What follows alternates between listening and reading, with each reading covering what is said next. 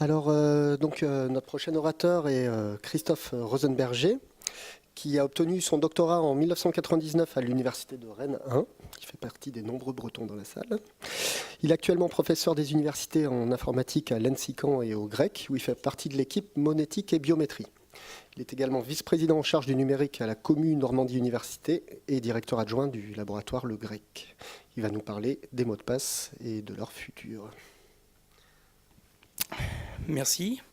Bonjour à tous. Tout d'abord, je tenais à remercier les organisateurs de m'avoir invité. Je suis très honoré d'être parmi vous aujourd'hui. Donc, comme ce qui a été dit, la question qui m'a été posée, c'est quel est l'avenir des mots de passe?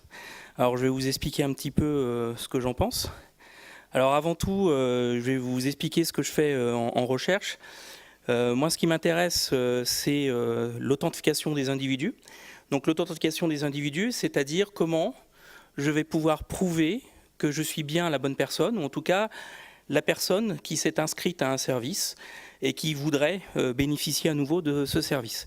Alors évidemment, quand on utilise Internet et des services sur Internet, bien souvent vous allez utiliser dans 90 à 95% des cas des mots de passe pour vous authentifier et donc pour prouver que vous connaissez quelque chose, un secret, que j'ai rentré au préalable sur ce service.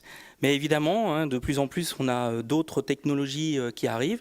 Alors, on a un peu parlé tout à l'heure de la biométrie, et ça fait partie des choses qui sont étudiées. Effectivement, on peut aussi utiliser des traits morphologiques ou comportementaux des personnes pour les reconnaître. Alors évidemment, c'est à des fins d'authentification et non à des fins d'identification. Et ça, c'est un autre sujet. Alors, comme introduction, je vais essayer de faire un peu un rappel historique et parler d'Internet. Donc, historiquement, Internet a été conçu comme une base extraordinaire de connaissances pour la science, mais également pour les loisirs, pour la culture. Effectivement, ça fait partie des facettes d'Internet. À l'heure actuelle, si vous voulez savoir quand il faut tailler son rosier et comment le faire, vous trouverez sans doute une vidéo sur Internet qui vous l'expliquera très bien. Donc ça, c'était l'origine, c'est-à-dire qu'à la base, c'était un grand puits de connaissances où il n'y avait pas forcément vocation à reconnaître qui accédait à ces informations. Donc dans les fins des années 80, en fait, sont apparus des services, à ces internautes, par exemple la messagerie électronique. Et donc là, est apparu le besoin de vérifier l'identité de la personne qui accède à ces services, notamment pour vérifier que uniquement la personne qui accède, par exemple, à votre messagerie électronique est bien la bonne. Alors, pour la petite histoire, le premier achat sur Internet, c'était en 1994. Alors, tout le monde n'est pas tout à fait d'accord. Certains pensent que c'était pour acheter une pizza, d'autres pour acheter cet album de Sting. Bon, je vais plutôt garder ce deuxième exemple.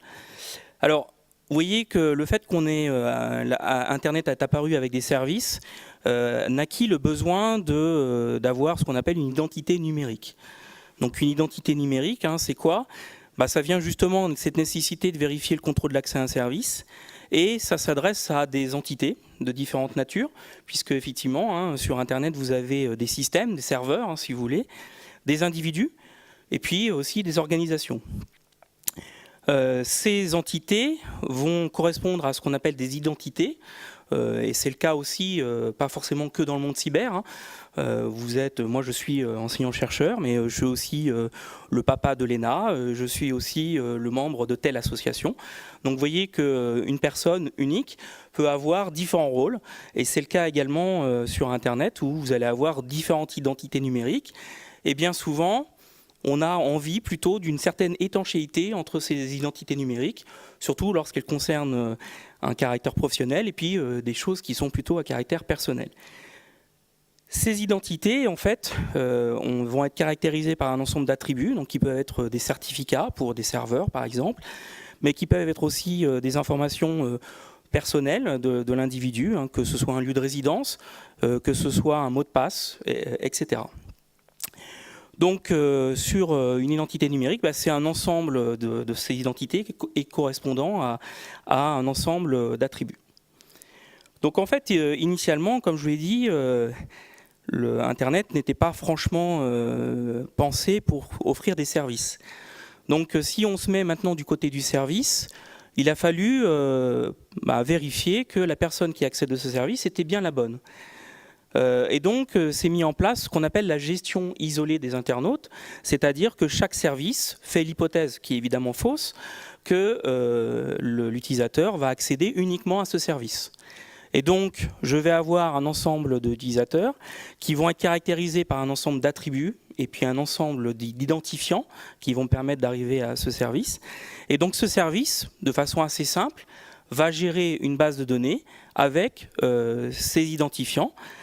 Et donc ça, c'est quelque chose qui n'est pas très compliqué. Hein. Vous demandez à un technicien en informatique qui va vous développer un site comme ça avec une base de données sans trop de problèmes.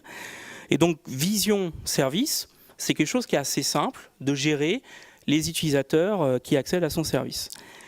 Alors, c'est simple, notamment lorsqu'on utilise des mots de passe, vérifier que la personne elle a bien transmis le bon mot de passe lorsqu'elle va prouver son identité, c'est facile. Par contre, quelque chose qui est plus embêtant, c'est que le service, ce n'est pas forcément un service qui a une grande maîtrise en sécurité informatique, et notamment sur tout ce qui est protection des données personnelles et notamment des mots de passe, eh bien, ça va être une sécurité qui va être plus ou moins bien assurée, parfois avec des services qui vont stocker des mots de passe en clair, et puis parfois aussi très peu sécuriser l'accès à ces bases. Ceci étant, c'est le modèle qui perdure malgré tout encore beaucoup, c'est la vision service. Maintenant, mettons-nous du côté de l'utilisateur. L'utilisateur, je vous l'ai dit, en général, il n'accède pas à un seul service. L'utilisateur, il va accéder à de multiples services, et chaque service va demander des données personnelles et puis des authentifiants.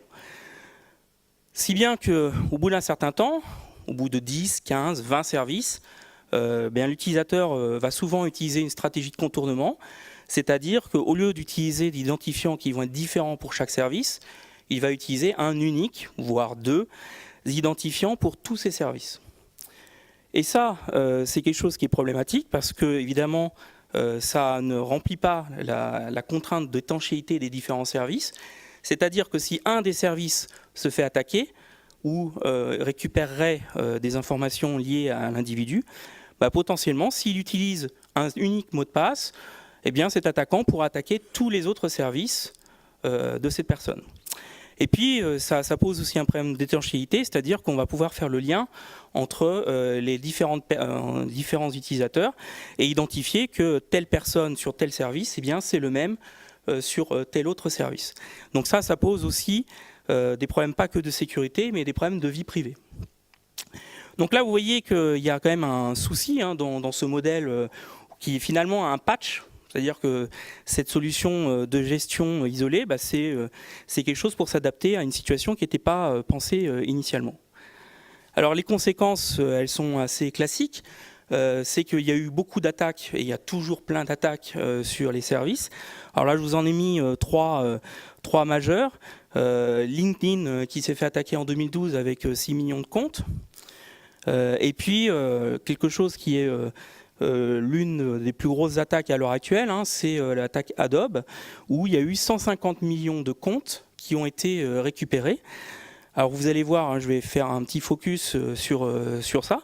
Mais ce qui est important, c'est que, évidemment, là, on a récupéré un certain nombre potentiellement de mots de passe, mais surtout, les autres services sont potentiellement aussi victimes de cette attaque, puisque si les gens utilisent le même mot de passe pour un service, et sur tous les autres services, si un service se fait attaquer, eh bien, tous les autres peuvent se faire attaquer également. Alors, je vais faire un petit zoom sur Adobe. Donc, évidemment, la base a été publiée sur Internet, donc cette base de mots de passe. Donc, en novembre 2013, donc 150 millions de comptes, c'est quand même très conséquent. Alors, on va me dire, oui, les mots de passe sont chiffrés par un algo qui s'appelle TripleDES, donc qui est un algo qui, pour l'instant, n'est pas cassé. Alors, je dis toujours pour l'instant parce que, évidemment, ce sera sans doute plus vrai dans certains temps. Et donc, vous avez la structuration de cette base qu'on peut trouver sur Internet, avec des champs qui vont être le numéro du compte, le nom de la personne, le mail de la personne, le mot de passe chiffré, donc chiffré avec une clé triple DES, mais la même pour tous les utilisateurs. Et puis, vous avez un dernier champ qui est un peu embêtant, c'est l'aide-mémoire. C'est-à-dire que vous avez oublié votre mot de passe et vous rentrez un texte qui va vous permettre de vous rappeler votre mot de passe, qui est évidemment en clair. Alors, évidemment, on peut se dire, bon, c'est chiffré avec triple DES, c'est pas cassé, triple DES, on peut rien en faire. Bah, en fait, on peut faire énormément de choses, malheureusement. Il y a plusieurs attaques qui sont possibles. Alors déjà, on peut savoir assez facilement si le mot de passe de l'utilisateur est dans le dictionnaire ou pas. Ça, c'est très simple. Il suffit de regarder combien de personnes ont le même mot de passe chiffré sur les 150 millions. S'il n'y en a qu'un, a priori, c'est quelque chose qui n'est pas dans le dictionnaire. Par contre, s'il y en a plusieurs milliers, on va dire que la probabilité qu'il soit dans le dictionnaire est vraiment très forte. Deuxième chose, on peut aussi savoir les informations sur la longueur du mot de passe. Alors, ce n'est pas précis, hein, on peut savoir juste si c'est inférieur à 8, 8 ou plus que 8 caractères. Donc ça, c'est assez simple. Autre chose, et ça c'est un problème de vie privée, imaginons qu'il n'y a qu'une personne qui a tel ou très peu de personnes qui ont un mot de passe chiffré, eh bien ça peut permettre de faire le lien entre différents comptes.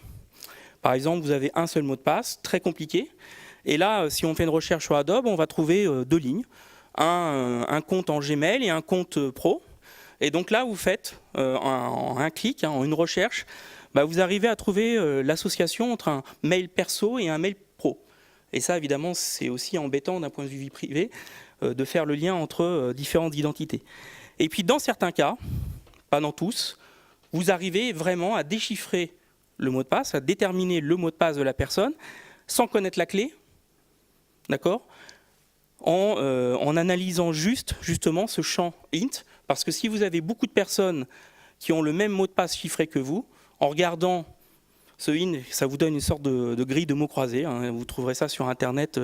Il y a des hackers qui sont amusés à faire des grilles de mots croisés avec des définitions qui sont les mémoires. Et puis, vous devez trouver le mot de passe en clair. Et dans certains cas, c'est vraiment très évident de déterminer le mot de passe en clair de la personne. Donc vous voyez que ça, c'est juste une illustration de la dangerosité d'avoir un mot de passe unique pour tous les services. Et vous voyez que même si c'est chiffré, eh bien malgré tout, pour des raisons qui sont annexes, et notamment là, en l'occurrence, c'est lié au fait qu'on a un aide-mémoire qui est en clair, eh bien on arrive malgré tout à casser des choses et à faire des choses qui peuvent amener à des rançons. Enfin, c'est des choses qui ont été discutées largement ce matin.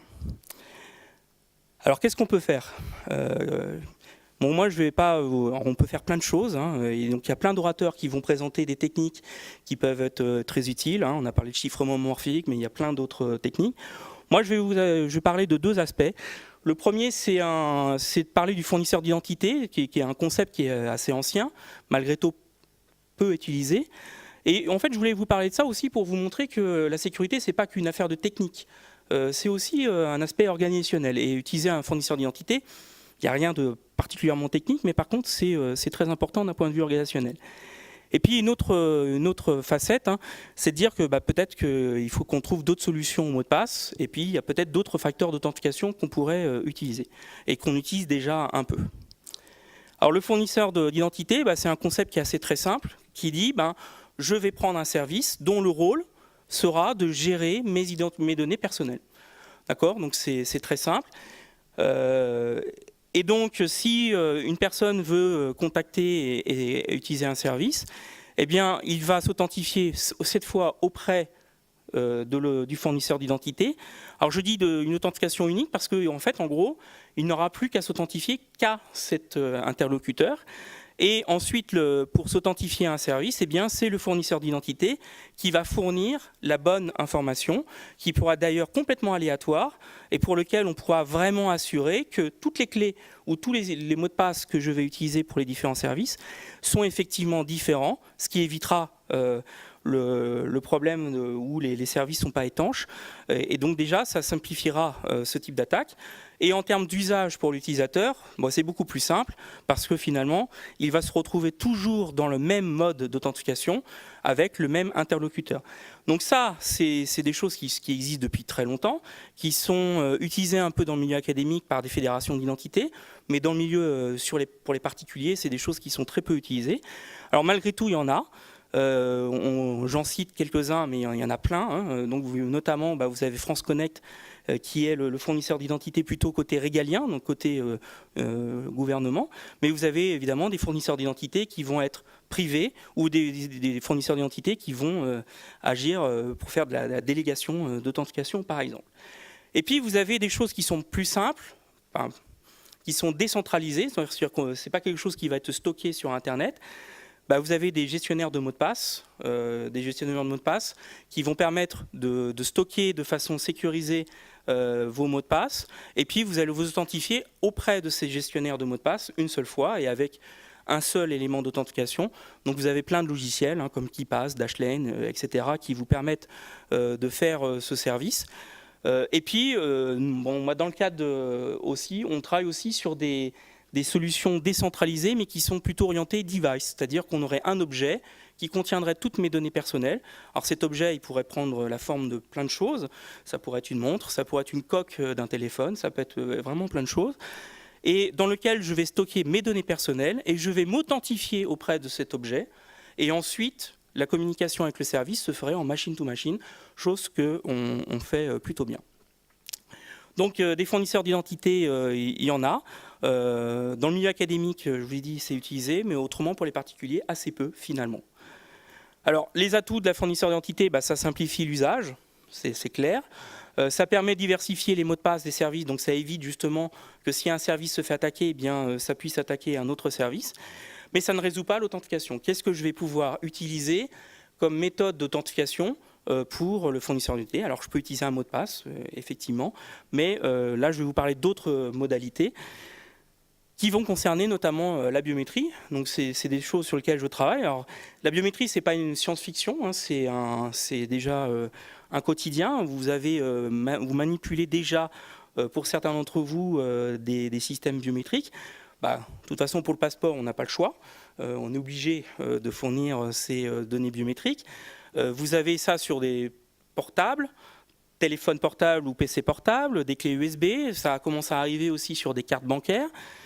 Donc ça, c'est des choses qui sont du quotidien. Alors, je ne suis pas en train de faire l'apologie de la biométrie, je vais vous en parler. Donc si on regarde...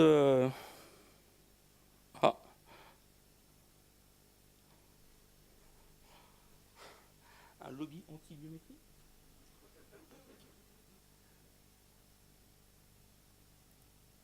Ah non, pas celui-là.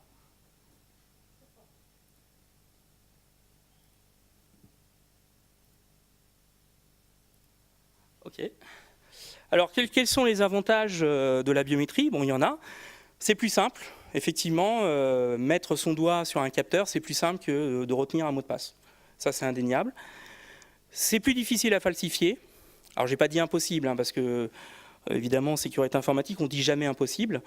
C'est plus difficile, effectivement. Si vous regardez quelqu'un taper un mot de passe, c'est plus facile de le copier que d'essayer de reproduire l'empreinte digitale de quelqu'un. Ça, c'est vrai. Et puis, un autre point qui est assez fondamental, c'est la seule technologie qui permet de garantir le lien fort entre l'authentifiant et l'utilisateur. C'est-à-dire que bien souvent, lorsque vous faites une authentification, vous allez lier ça à un secret, à une carte. C'est quelque chose de très impersonnel et qui n'est pas forcément vraiment lié à vous. Une empreinte digitale, c'est vraiment lié à vous parce que c'est une partie de votre corps. Alors, ça pose des problèmes, j'en suis conscient. Mais en tout cas, si on veut vraiment aller jusqu'à l'individu, il faut aller jusqu'à la biométrie. Et puis évidemment, je vais vous donner les inconvénients. Les inconvénients, c'est une donnée personnelle sensible, parce que c'est ce que je viens de vous dire, c'est une partie de votre corps. Et donc, il n'y a pas de plus sensible qu'une partie de votre corps. Alors, un autre point qui est extrêmement embêtant, c'est que c'est non révocable. C'est-à-dire que quelqu'un qui récupère votre mot de passe, si vous savez que ce mot de passe est compromis, pas de problème. Vous le changez, c'est fini. Évidemment, ça suppose que l'attaquant ne l'a pas changé avant. Une empreinte digitale, on est un peu embêté. D'accord ? Donc, si quelqu'un récupère votre empreinte digitale, vous pouvez changer de doigt. Mais vous voyez qu'il y a une certaine limite à ça. Donc, ça, c'est un gros problème. C'est un gros problème. Et en plus, la durée de vie d'une donnée biométrique, c'est à peu près 80 ans, c'est-à-dire à peu près l'espérance de vie d'un être humain sur Terre. Autre point qui est aussi un problème, c'est la traçabilité. Pourquoi ? Parce que, évidemment, si vous êtes un bon élève, eh bien, vous allez utiliser différents mots de passe pour différents services. Donc ça permettra d'éviter de vous tracer. Par contre, une empreinte digitale, vous allez toujours fournir à peu près la même chose. Donc potentiellement, ça risque de vous tracer plus facilement. Bon voilà, j'ai essayé de vous faire quelque chose d'assez juste sur les avantages et les inconvénients, mais évidemment, il faut le savoir, que ces avantages sont intéressants, mais qu'il y a des inconvénients très, très importants en termes de vie privée. Alors, qu'est-ce que je vais vous parler ? Alors, je vais vous parler de deux aspects qui permettent de contourner partiellement les inconvénients. Premièrement, c'est de vous parler de la biométrie comportementale. Alors, c'est un type de biométrie. Quand on parle de biométrie, essentiellement, il y en a trois. Tout ce qui est analyse biologique, on en a parlé juste avant. Tout ce qui est morphologique, le visage, l'empreinte. Et puis, tout ce qui est comportemental. Et ça, vous l'avez tous fait un jour. Vous avez entendu quelqu'un marcher dans le couloir et vous avez dit, tiens, c'est un tel. Parce que vous avez reconnu les pas. Et donc, vous avez reconnu la personne à se comporter, à marcher dans le couloir. Alors, l'intérêt de la biométrie comportementale par rapport à la morphologie, c'est qu'en général, c'est révocable, contrairement à l'autre approche. Et puis, en général, c'est plus simple d'usage. Je vais vous expliquer ça. Le deuxième aspect que je vais vous présenter, c'est rapidement, c'est la biométrie révocable. Donc, la biométrie révocable, c'est d'essayer de trouver des solutions pour protéger les données biométriques. Pourquoi ? Parce que, justement, je vous ai dit, en général, c'est non révocable. Et donc, on a des algorithmes qui sont pensés par les chercheurs, qui vont parfois être très proches de la cryptographie, qui vont être parfois un peu différents, et dont l'objectif, c'est justement d'éviter de pouvoir tracer, c'est justement pouvoir éviter de laisser des traces qu'on ne pourrait pas changer. Et puis, la biométrie révocable, potentiellement, ça permettrait d'adresser des solutions où on pourrait stocker la donnée de façon centralisée, même si ça fait peur, mais en tout cas, je vais vous montrer ça. Alors, la biométrie comportementale. Donc, moi, ça fait très longtemps que je travaille sur des solutions de biométrie comportementale, et notamment, on travaille sur des solutions, par exemple, sur la dynamique de frappe au clavier. C'est-à-dire que vous allez être reconnu, non pas parce que vous avez tapé un mot de passe, vous allez être reconnu parce que vous le tapez d'une certaine façon. D'accord ? Et donc, c'est votre comportement à saisir votre mot de passe qui va être intéressant, et évidemment le contenu du mot de passe. Donc, c'est une solution à ce qu'on appelle à deux facteurs. Donc, il faut connaître les deux aspects. Et à partir de ça, eh bien, on va pouvoir comparer le modèle de la façon de taper d'une personne avec une nouvelle capture. Donc, ça, c'est des choses qui sont assez simples à mettre en œuvre sur n'importe quel ordinateur doté d'un clavier. Et le principe, ça va être d'analyser des temps de pression des touches, de vol et des temps de relâchement des touches. Donc c'est des choses qu'on peut obtenir sur n'importe quel système d'exploitation et qu'on peut définir. Donc vous voyez là, c'est un exemple de logiciel que nous avons développé. Et là, où il y a la personne, elle a tapé 2 fois. Elle a tapé Grec Laboratory, donc on fait la pub pour le labo. Et donc vous avez 2 signaux qui sont de la même personne. Et on voit que c'est similaire sans être complètement équivalent. Pourquoi ? Parce que c'est des temps, et donc c'est des temps évidemment qui sont très petits. Alors l'intérêt de la ligne de frappe au clavier, c'est que c'est révocable. Vous changez le mot de passe et ça y est, votre comportement est changé. C'est bas coût parce que c'est du logiciel, il n'y a pas de capteur, on n'a besoin de rien. C'est simple d'usage parce que finalement les gens, ils se mettent dans une situation où ils tapent un mot de passe. C'est un peu classique. Évidemment, il n'y a pas que des avantages, il y a aussi des inconvénients. Effectivement, on peut rejouer ce type de dynamique de frappe si on fait un keylogger un peu intelligent, où on va rejouer le comportement, ça c'est possible. Mais en tout cas, ça va permettre d'augmenter la sécurité de l'authentification. Alors en fait, on va mesurer ces informations par le système d'exploitation. En général, dans nos études, nous, on va travailler sur 5 captures pour définir le modèle. Donc ça veut dire que la personne, elle a vraiment conscience qu'elle va donner autre chose qu'un mot de passe, puisqu'elle va le taper 5 fois. Et puis, on va simplement comparer la référence avec la capture biométrique de la personne pour prendre une décision. Est-ce que c'est la bonne personne ? Et évidemment, dans ce type d'approche, on ne prend pas des mots de passe alambiqués avec des caractères spéciaux, etc. Là, ce qui nous intéresse, c'est vraiment que la personne, elle prenne un mot de passe suffisamment long, sachant que la sécurité va reposer beaucoup sur le comportement, donc non pas sur le contenu du mot de passe. Et évidemment, ce type de solution, assez simplement, c'est quelque chose qui est intégrable sur Internet très facilement par un plugin, par un script JavaScript qui va vous permettre de capturer cette information et de l'intégrer. Donc ça ne va pas remplacer demain l'authentification où on va prendre une solution avec des empreintes, mais c'est quelque chose qui va renforcer la sécurité d'un mot de passe, sachant qu'on va justement permettre de reconnaître une personne qui aurait tapé le mot de passe mais qui n'est pas la bonne personne. Donc ça, c'est une solution biométrie comportementale. Ensuite, je vais vous parler d'une deuxième solution, parce que souvent, les gens me disent « Oui, mais d'accord, si mon ordinateur, si ma tablette n'a pas de clavier, comment je fais ?» En fait, on peut faire le même procédé sur un écran tactile. Donc sur un écran tactile, alors ça c'est un exemple de choses aussi qu'on a fait dans le cadre d'un projet européen, c'est-à-dire qu'on a détourné l'authentification d'Android, hein, vous connaissez tous, où vous avez une grille avec 3 nœuds, où vous allez dessiner un chemin qui est une façon rapide de rentrer un mot de passe. Donc de la même façon qu'on a fait pour la ligne de frappe au clavier, eh bien, on va analyser comment la personne saisit ce chemin.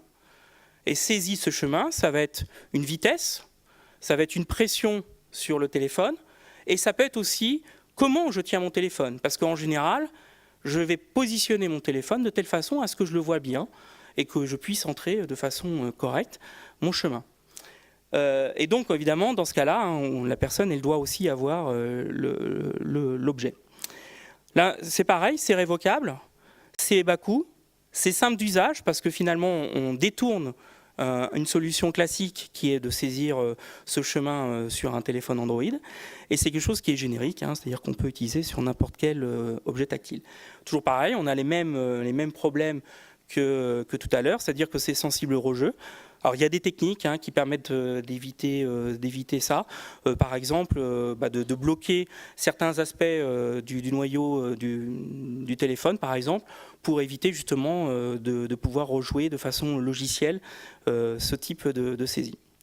Alors voilà un petit peu ce que ça donne par exemple, hein, je vous ai mis un petit exemple où vous avez l'information comportement de saisie d'un mot de passe, d'un chemin, qui va se traduire par un signal comme ça, où en fait je vais avoir 1000 paramètres qui va me décrire ma façon personnelle de saisir ce chemin. Et vous voyez qu'à partir de ça, on peut construire des techniques qui sont basées sur du machine learning, où on va demander très peu de données sur la personne, et construire un modèle de cette personne, et de pouvoir ensuite le comparer. Et donc ça, c'est des choses qui sont très simples, et qui ont en tout cas un certain mérite vis-à-vis de problèmes que je vous ai montrés tout à l'heure, notamment la révocabilité. Donc ça, c'est juste vous illustrer quelques aspects de biométrie comportementale. Maintenant, je vais vous parler un petit peu de protection des données biométriques. Alors, il y a pas mal d'activités de recherche depuis 15 ans sur le domaine pour essayer de protéger les données biométriques, et c'est évidemment extrêmement important pour les raisons que je vous expliquais auparavant. Alors, je vais vous expliquer un petit peu le principe de la biométrie révocable. Alors nous, on utilise un algorithme qui s'appelle le biohashing. Alors c'est une sorte d'adaptation d'une fonction de hachage en cryptographie. Alors c'est un peu différent qu'une fonction hachage en cryptographie, parce qu'en cryptographie, quand vous avez deux messages très similaires, eh bien les fonctions de hachage doivent être très différentes.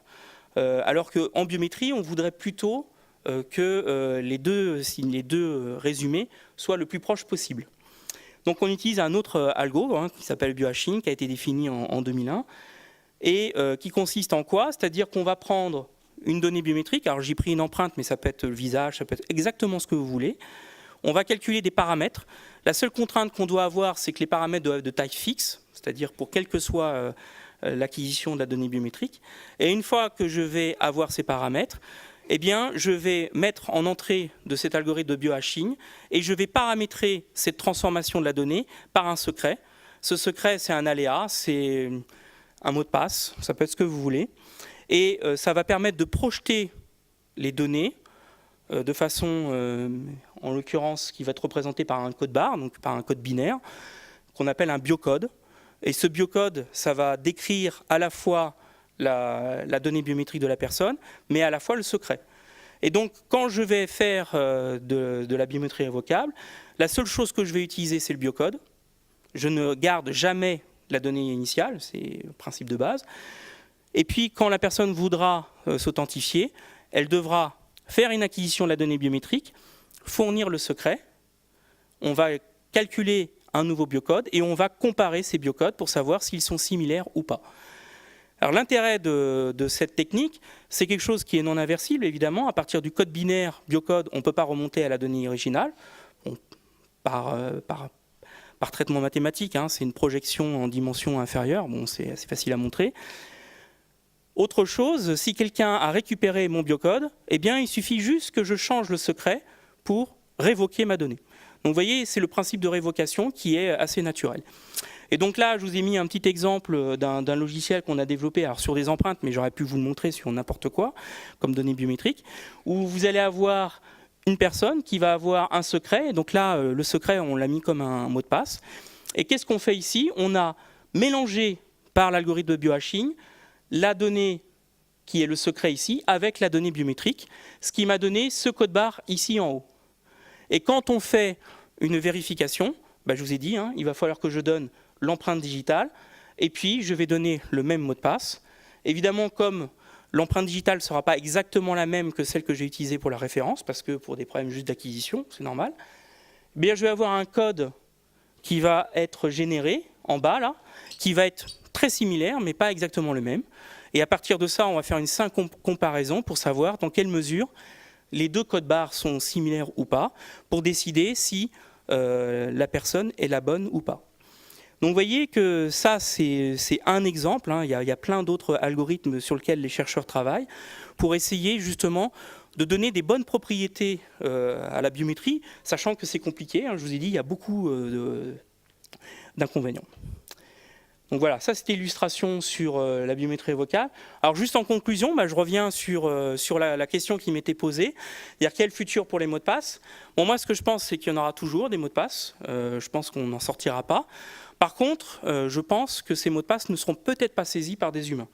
Et je pense qu'on aura sans doute, je pense que la biométrie joue déjà un peu ce rôle dans certains cas, on aura d'autres moyens de s'authentifier, et ensuite, il y aura effectivement ce genre de fournisseurs d'identité, décentralisés ou centralisés, qui vous permettront de vous authentifier auprès des différents services. Alors juste pour finir, un petit clin d'œil. Effectivement, là c'est un exemple type où on veut contrôler l'identité de la personne qui veut accéder à un bâtiment. Donc là, on fait du contrôle d'accès physique. Alors là, ce n'est pas une citation de quelqu'un important, c'est juste une phrase que j'ai écrite. C'est la sécurité importante, mais pas au détriment de l'usage. L'exemple est simple, c'est-à-dire que si vous voulez rentrer dans le bâtiment sans casser le cadenas, vous n'arrivez pas. Donc une sécurité mal maîtrisée, c'est quelque chose qui ne remplit pas l'usage, et donc ça ne sert à rien. Voilà, je vous remercie. Je vous invite à poser des questions, mais évidemment j'en ai une en attendant que vous décidiez. Sur les trois technologies que tu as présentées, elles étaient toutes à elles utilisaient toutes le concept de double authentification ou d'authentification multifacette, une donnée biométrique et un mot de passe. La donnée biométrique donnant le caractère d'authentification forte, je vais dire, et le mot de passe, la révocabilité. Est-ce que tu imagines que du coup, cette méta un peu approche est la voie à suivre?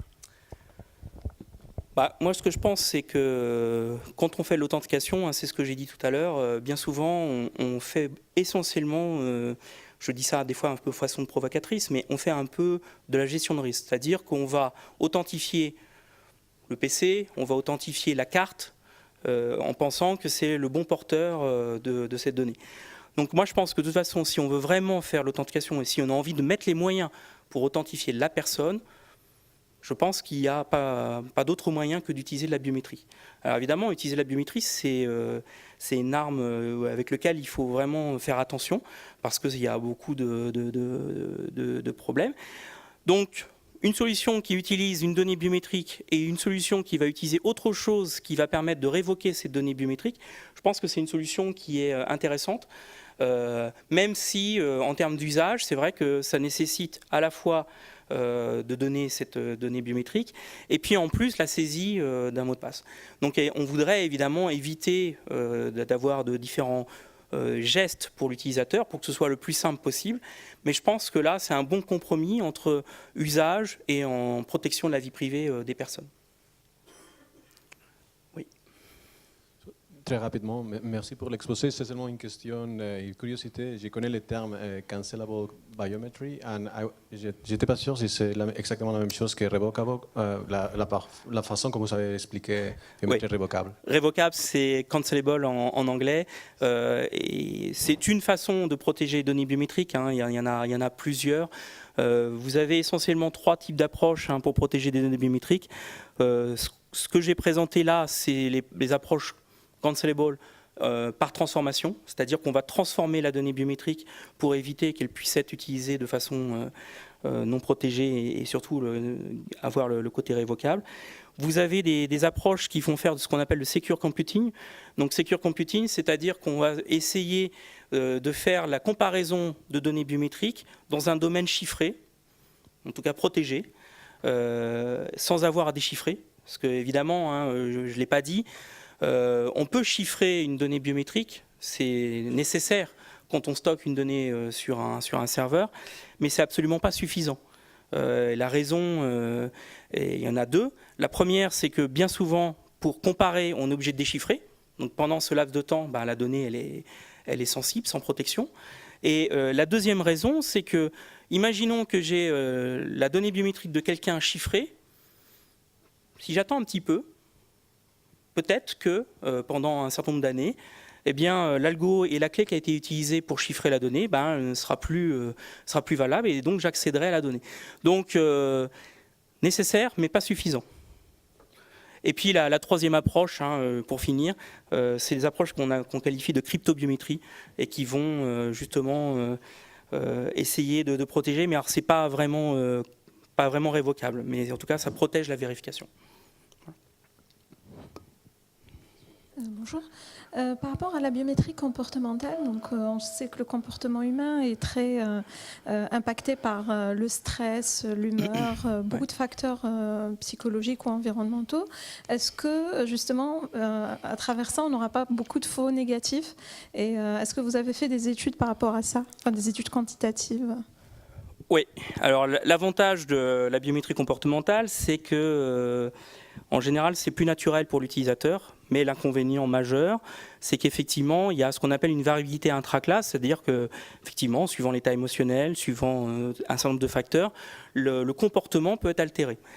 Alors, pour lutter contre ça, il y a plusieurs techniques. Les techniques qu'on utilise en général, c'est que on va analyser le comportement de la personne lors de l'enrôlement. Et bien souvent, les mécanismes de prise de décision de la personne, elle va embarquer un mécanisme de mise à jour du modèle. C'est-à-dire que, imaginons que, prenons l'exemple de la ligne de frappe au clavier, au début je ne connais pas très bien ce mot de passe, je vais le taper d'une certaine façon, et au bout d'un certain temps, ça va devenir vraiment naturel de taper ce mot de passe, et ça vous le faites tous, c'est-à-dire que quand vous tapez un mot de passe, vous pourriez presque discuter avec quelqu'un, c'est un réflexe, d'accord ? Et donc ce qu'on fait, c'est que quand on a une nouvelle donnée biométrique, on va décider si c'est une donnée biométrique de cette personne, et 2, on va dire, tiens, est-ce que cette nouvelle donnée biométrique, elle est intéressante à ajouter au modèle de la personne? Et donc ça va permettre de renforcer justement la stabilité de la reconnaissance de la personne. Mais c'est clair, je veux dire, avec les données comportementales, on n'atteindra jamais les performances qu'on peut obtenir avec l'empreinte digitale, c'est évident. Par contre, on a d'autres avantages. Alors, bien souvent, si on utilise les données comportementales seules, on a des taux de performance qui sont beaucoup moins grands. Juste pour vous donner un ordre d'idée, sur la ligne de frappe au clavier, en gros, on a du 3% d'erreur. C'est juste pour vous donner un ordre d'idée. Donc évidemment, c'est sans commune mesure, trop important par rapport à des solutions qui utiliseraient l'empreinte digitale, qui sont à des taux beaucoup, beaucoup plus faibles. Pour autant, si on couple la biométrie comportementale avec des techniques de biométrie révocable, là, on peut commencer à obtenir des taux qui sont vraiment intéressants. Et donc, c'est typiquement ce qu'on fait. On essaie de coupler les deux et en général, ça donne des très bons résultats. Une dernière petite question.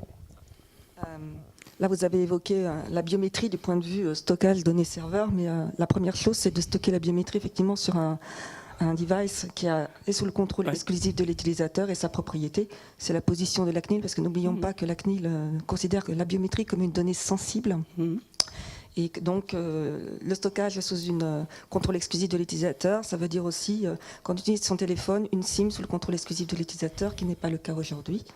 Et qu'il y a, effectivement, le BioH peut correspondre à un besoin pour les données, pour une base de données, mais il y a d'autres solutions avec du type CryptoSchmir, où on a trois clés, avec une clé qui est sous contrôle de l'utilisateur et avec une crypto symétrique, avec une longueur de clé AES à 512. Ça devrait quand même permettre de tenir un certain temps et d'avoir une clé opt-in pour l'utilisateur, d'avoir quelque chose où on a un contrôle qui a accès à la base de données. Parce que le BioH, malheureusement, il n'y aura qu'un seed, qu'un mot de passe. Il suffit de découvrir ce seed et blanc, vous le cassez. Oui. Alors, bon, c'est vrai que je n'ai pas mentionné, mais bien souvent, sur les données comportementales ou autres, on utilise un élément sécurisé pour stocker à la fois la référence, ça c'est évident, et si possible, de faire la comparaison à l'intérieur de l'élément sécurisé. Donc ça, c'est des choses que l'on fait également quand on a accès à des éléments sécurisés et quand on peut surtout rajouter des implémentations. Ça, c'est clair. Après, ce que je vous ai montré aussi sur le BioH, en général, on n'utilise pas tel quel, c'est-à-dire qu'on utilise des schémas qui sont basés sur des challenges, c'est-à-dire qu'en gros, on va utiliser le biocode qui est ici, comme un biocode qu'on va stocker. Et quand on va utiliser ce système, on va réappliquer une deuxième fois le BioH avec un challenge qui sera émis par exemple par le serveur. Et donc, à chaque fois, je vais faire un BioH de BioH. Bon, on pourra en reparler après si vous voulez, mais on applique 2 fois le biohashing, d'accord, avec un challenge. Et donc, du coup, à chaque fois, je vais renvoyer, pour prouver mon identité, un biocode qui sera dynamique. Donc, avec jamais le même secret. Et donc ça évite justement ce type d'attaque. Bien, merci beaucoup Christophe.